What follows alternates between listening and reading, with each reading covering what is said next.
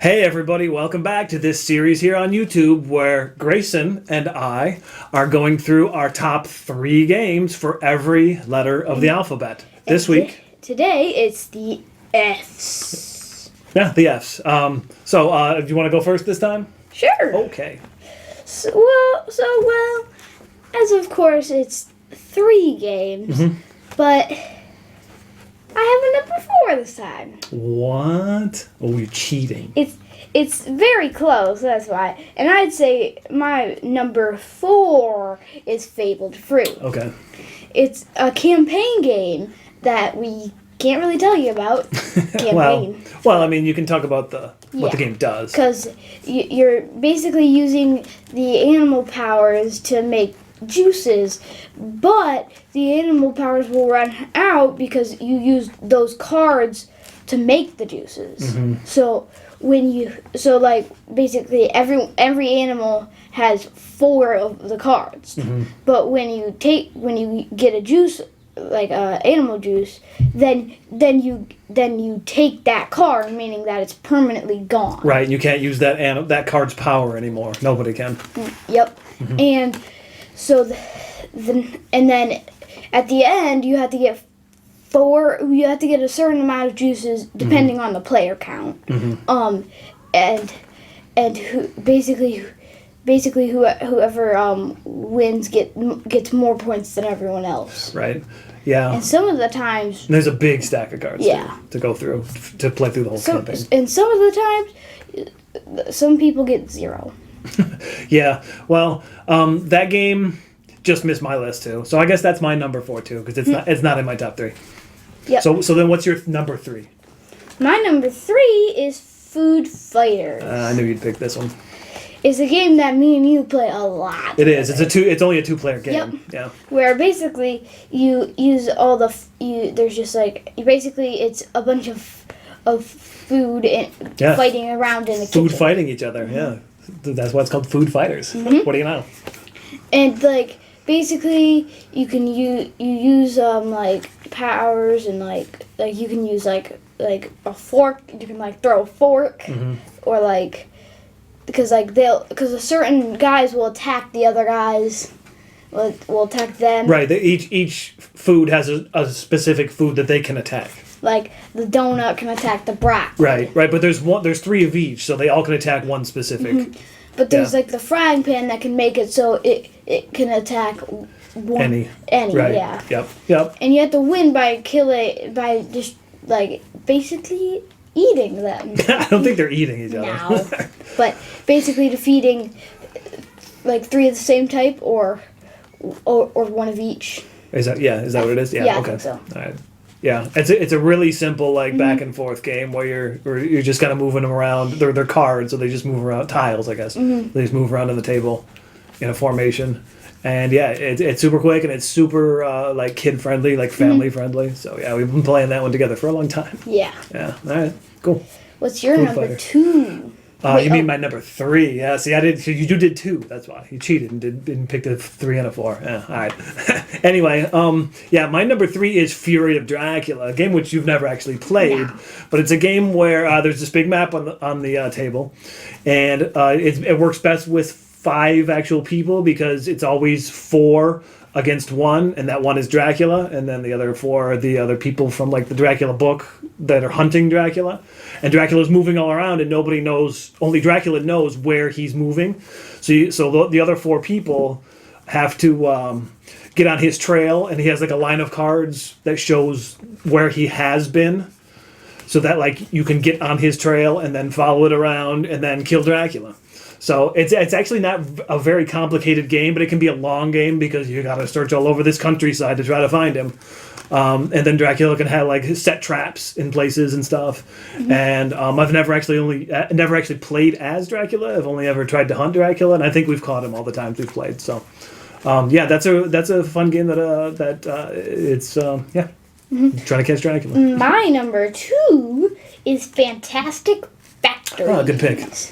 It's a game where you're building all sorts of all sorts of things, like factories. A factory, yeah. And there's some robot ones, which are silly. Yeah. And So some of them like look weird and Yeah, most of them do look weird, Yeah. but it's a dice placement game, so you're rolling your dice to put them on to get the resources put them on the cards, yeah, on the factories. to buy Yeah. to make those Yeah. factories. Yeah, to like generate the power, to buy more, and fill up your little row of so, factories. so you can get the most points. Yeah, right.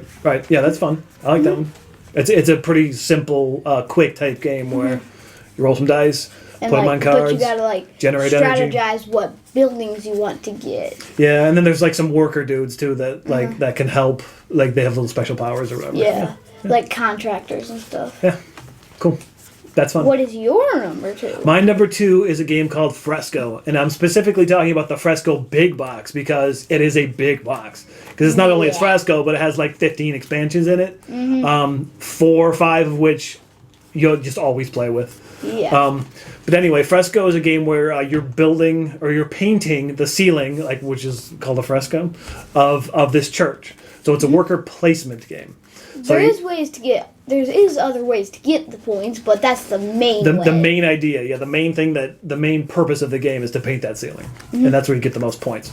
So you got your little worker dudes, and what you got to do is you choose what time you want to wake up. So if you wake up early, your people are you are less happy with you. Yeah, because bad things happen when they're. Well, I wouldn't say bad things. Well- Just you got to pay more money and stuff because the people don't want to wake up early.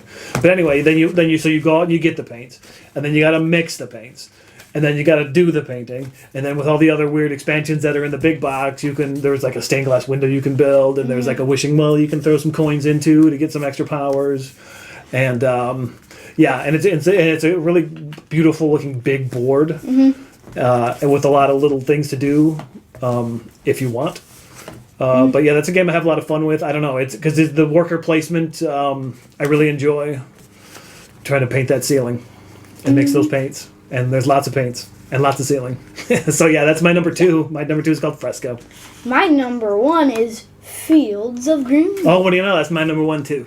Yeah, Which I'm sure you knew that. Yeah. Yeah, yeah, okay, yeah, that's definitely my number 1. Because it's a really fun game where you're making a farm basically. Yeah, well, it's right because it's a drafting game where you have a hand of cards that are like Tiles actually. well, they're still cards, but yes, but they go out on your farm.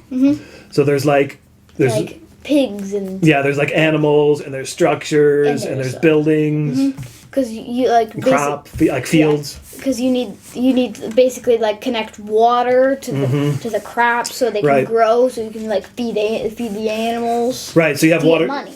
Exactly. So you have there's water towers, and the water towers can only go so far. So you got to make sure your crops can get irrigated properly.